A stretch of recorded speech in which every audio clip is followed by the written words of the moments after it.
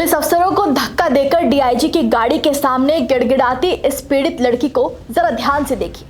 न्याय की आस में पुलिस अफसरों से हार मानकर ये नाबालिग लड़की डीआईजी के आगे गिड़गिड़ाने पर मजबूर है। दरअसल इस लड़की का 6 लड़कों ने बलात्कार किया है, लेकिन अभी तक आरोपी खुलेआम बाहर घूम रहे हैं और पुलिस न्याय दिलाने के बजाय इसी लड़की को पकड़ने के लिए सड़क पर दौड़ लगा रही है। लड़की डीआईजी से मिलना चाहती थी, अपनी परेशानी बताना चाहती थी, लेकिन इस सिस्टम की हालत देखिए कि एक पीड़ित को रोकने के लिए पूरे पुलिस प्रशासन फौज बनकर लड़की को पकड़ने में जुट गए, जैसे कोई कैदी उनकी पकड़ से छूट गया हो। क्या है पूरा मामला, चलिए आपको विस्तार से बताते हैं। नमस्कार, हमारे खास शो ये हिंदुस्तान है, संविधान से चलेगा में आपका स्वागत है और मैं हूँ आपके साथ महक सादाई।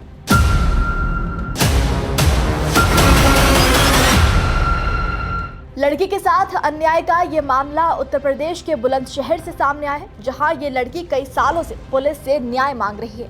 इसके रेप आरोपियों को जेल में डालने की गुहार लगा रही है, लेकिन युवती का कहना है कि उसे सिर्फ आश्वासन दिए जा रहे हैं, लेकिन अब तक 2 आरोपी जेल से बाहर घूम रहे हैं।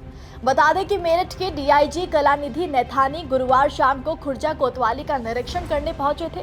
वो बाहर निकलकर वापस जाने के लिए जैसे ही गाड़ी की ओर बढ़े, तभी गैंगरेप पीड़िता उनकी ओर दौड़ पड़ी। ये देखकर 9 पुलिसकर्मी उल्टा पीड़िता को ही डीजीआई के पास जाने से रोकने लगे। 9 के 9 पुलिसकर्मी लड़की को रोकने की कोशिश करने लगे। खूब धक्का मुक्की हुई, सड़क पर काफी बवाल मचा, लेकिन पुलिस को धकेलकर नाबालिग ने डीआईजी के सामने अपने न्याय की गुहार लगाई। उनकी गाड़ी के आगे जाकर खड़ी हो गई। इस दौरान मौके पर 150 से 200 पुलिसकर्मी मौजूद रहे। पीड़िता को दौड़ता देख डीआईजी कलानिधि नैथानी अपनी कार से उतर आए। उन्होंने पीड़िता और उसके परिजनों की शिकायत सुनी। डीआईजी को देखकर पीड़िता हाथ जोड़कर रोने लगी और बोली कि साहब, मेरे साथ रेप करने वाले खुलेआम बाहर घूम रहे हैं, लेकिन पुलिस उन्हें नहीं पकड़ रही।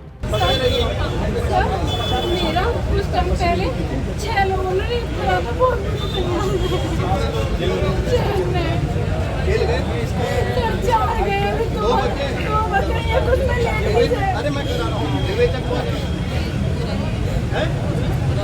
सर मैं इनके पास भी कितनी देर गई हूँ, ये कोई सुनवाई नहीं कर रहे। अरे सीओ रामकरण साहब को बुलाओ। रामकरण सीओ ग्राउंड से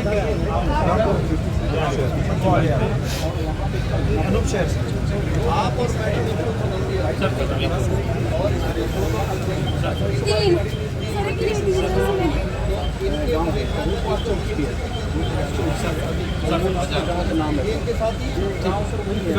मेरे भाई को बहुत पीछा करते हैं, पानी के चक्कर में इधर बैठाओ भाई, मिशन शक्ति केंद्र इधर आओ। महिला कोई है? पीड़िता ने बताया कि आरोपी उसके परिवार को जान से मारने की धमकी दे रहे हैं। परिजनों ने कहा कि खुर्जा पुलिस हमारी बिल्कुल भी नहीं सुन रही। डीआईजी ने कोतवाली गेट पर ही पुलिस अफसरों को फटकार लगाई और इंस्पेक्टर को लाइन हाजिर भी कर दी। डीआईजी ने फरार आरोपियों को अरेस्ट करने के आदेश दे दिए। पीड़िता ने कहा कि मेरे केस के जांच अधिकारी को बदला जाए। इस पर डीआईजी ने लिखित शिकायत देने की बात कही, जिसके बाद पुलिसकर्मी पीड़िता और उसके परिजनों को थाने में ले जाया गया। पीड़ित लड़की का आरोप है कि 6 लड़के उसका कई महीनों से बलात्कार करते रहे, लेकिन पुलिस ने उसकी नहीं सुनी। दरअसल इस मामले का खुलासा साल 2025 के जून महीने में हुआ, जब एक रात ये नाबालिग लड़की अपने घर से गायब हो गई। सुबह उठने पर वो घर पर नहीं मिली। खोजने पर पता चला कि पड़ोस का अमरजीत अपने साथियों रोहित, सोनू और शिवा के साथ उसे घर से ले गया है। 5 जून की रात करीब 12 बजे बेटी बदहवास हालत में घर लौटी। परिवार वालों ने जब उससे सख्ती से पूछा कि आखिर वो 2 दिन कहाँ गायब रही, तो उसने बताया कि 3 साल पहले गाँव के ही मंगल ने अमरजीत के घर में मेरा रेप किया। रेप करते हुए लड़कों ने मोबाइल से वीडियो बना लिया और फिर लगातार उसे ब्लैकमेल कर टॉर्चर करते रहे। इसके बाद अमरजीत और मंगल बारी बारी से उसके साथ दुष्कर्म करते रहे और वीडियो बनाते रहे। जब वो गर्भवती हो गई तो अमरजीत के भाई लव की पत्नी आशा ने उसे गर्भपात की गोली खिला दी, लेकिन ये मामला यही नहीं थमा। मंगल के दोस्त रोहित ने भी कई बार उसके साथ दुष्कर्म किया। इसके बाद सोनू को भी अमरजीत के घर बुलाकर उसका रेप कराया गया।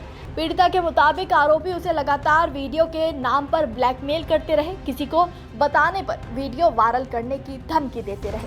3 जून की रात करीब 11 बजे आरोपी अमरजीत उसे अपने घर बुलाकर बाइक से एक ओयो होटल ले गया जो जंक्शन रोड पर स्थित है। वहां फर्जी आधार कार्ड लगाकर कमरा बुक किया गया। कमरे में अमरजीत, रोहित, आदित्य और सोनू ने बारी बारी से उसका रेप किया।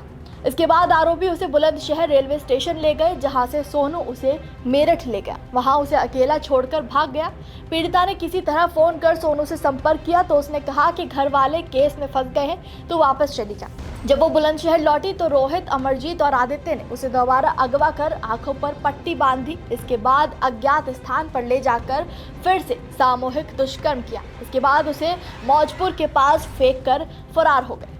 पीड़िता का आरोप है कि अब जब से उसने पुलिस में एफआईआर दर्ज कराई है तो आरोपी उसके परिवार को जान से मारने की धमकी दे रहे हैं। पीड़िता परिवार वालों के साथ कई दिन तक लगातार थाने के चक्कर लगाती रही। खुर्जा पुलिस ने शिकायत पर 10 जून को एफआईआर दर्ज की। 4 आरोपियों को गिरफ्तार भी किया, जबकि 2 अभी भी फरार चल रहे हैं। खुर्जा पुलिस ने 4 आरोपियों को आदित्य, सोनू, ललित, मंगल को गिरफ्तार कर जेल भेज दिया, लेकिन आरोपी शिवा और अमरजीत फरार है।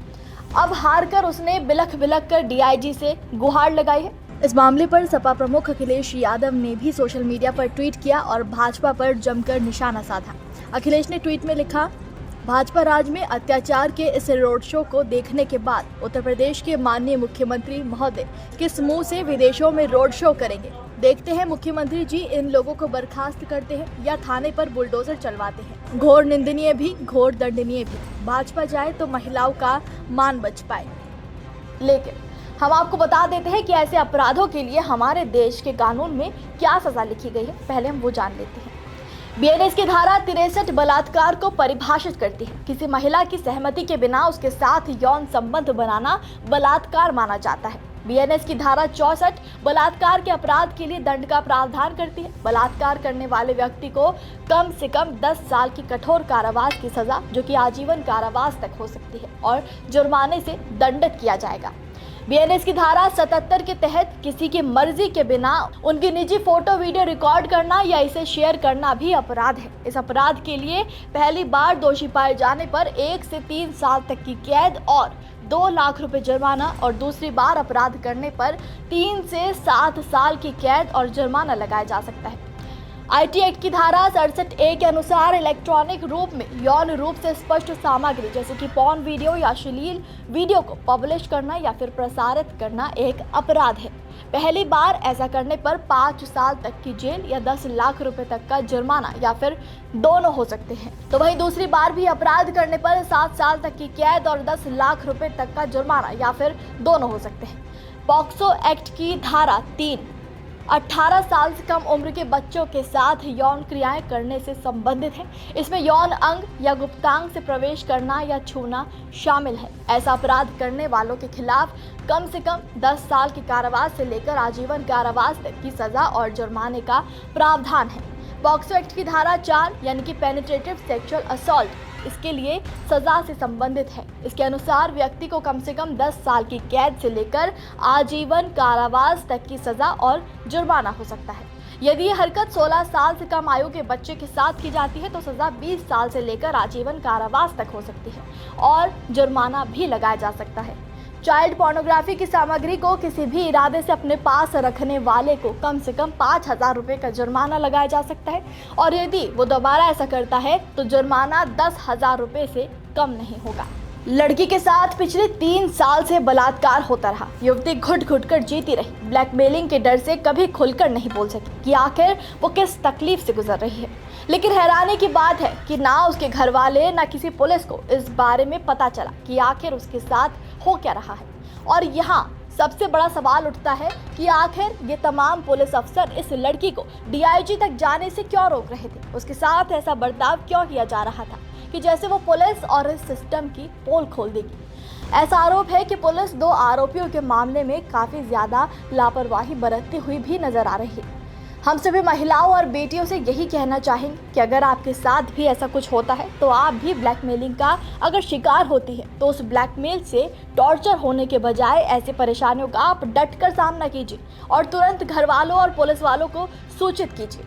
मुसीबत को सहते रहना कभी भी समाधान नहीं हो सकता है, लेकिन पुलिस अफसरों का लड़की के साथ ही ये रवैया वाकई पूरे प्रशासन को सवालों के घेरे में लाकर खड़ा कर देता है। ये सवाल करने पर मजबूर कर देता है कि क्या वाकई पुलिस पीड़ितों की मदद करना चाहती भी है या सब कुछ बस एक दिखावा है। इस पूरे मामले की जमीनी हकीकत आप बुलंदशहर से न्यूज़ 24 के संवाददाता शाहनवाज चौधरी से सुनिए। गैंगरेप पीड़िता डीआईजी से न मिल पाए, इस वजह से कल खुर्जा पुलिस ने खुर्जा कोतवाली को छावनी में तब्दील कर लिया। पुलिस ने हद दर्जे का पुलिस बल का इस्तेमाल करते हुए गैंगरेप पीड़िता को रोकने का प्रयास किया, लेकिन वो गैंगरेप पीड़िता तमाम बाधाओं को दूर करके कलानिधि नैथानी जी के पास पहुंची और उन्होंने उनको अपना दुखड़ा सुनाया। चूँकि बात जायज़ थी तो डीआईजी कलानिधि नैथानी ने उनको गंभीरता से सुना और जो उनकी मांगें थीं न्याय संगत तरीके से उनको पूर्ण करने का आदेश भी स्थानीय पुलिस को दिया। लेकिन ये वीडियो जो सड़क पर जिस तरह से गैंगरेप पीड़िता को रोका गया वो सोशल मीडिया पर वायरल हुई और बड़े स्तर पे ये मांग की गई कि ये उत्तर प्रदेश के बुलंदशहर में किस तरह का कानून का राज स्थापित हो रहा है। लिहाजा शाम होते होते एसएसपी ने जो वहाँ के कोतवाल थे पंकज राय, उनको लाइन हाजिर कर दिया।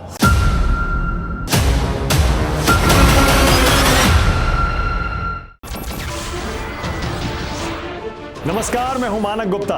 अगर आपको हमारा ये वीडियो पसंद आया हो तो इसे लाइक और शेयर जरूर करें और हाँ, हमें सब्सक्राइब और फॉलो करना ना भूलें ताकि आप देश और दुनिया की कोई खबर मिस ना करें।